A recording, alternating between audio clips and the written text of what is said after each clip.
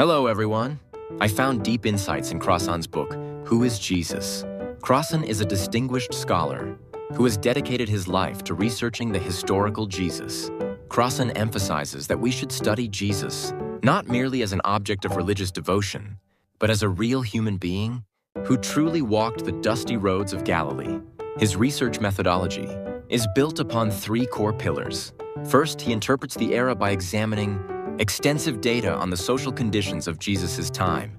He draws from first-century Greco-Roman and Jewish contexts, particularly the works of the Jewish historian Josephus. Second, he analyzes the recording of the Gospels, noting that they aren't just simple documentation, but evolved through stages of oral tradition, editing, and creation. He explains that oral traditions about Jesus were compiled and edited into independent sayings, and sometimes new stories or sayings were even created and attributed back to Jesus.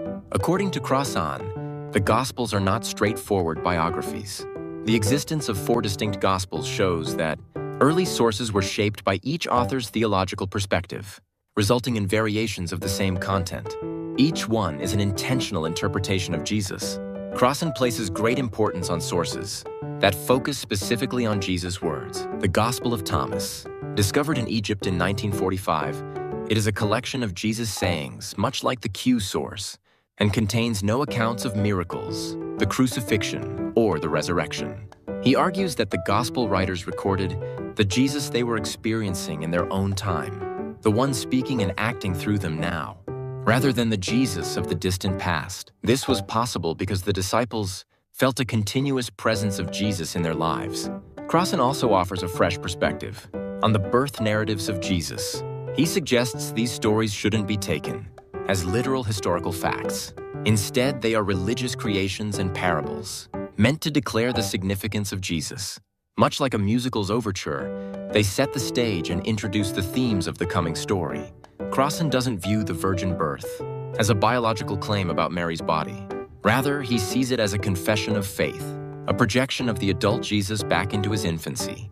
Through the ultimate questions these birth narratives pose, Crossan warns against religious exclusivism. Where exactly do you find the revealed God?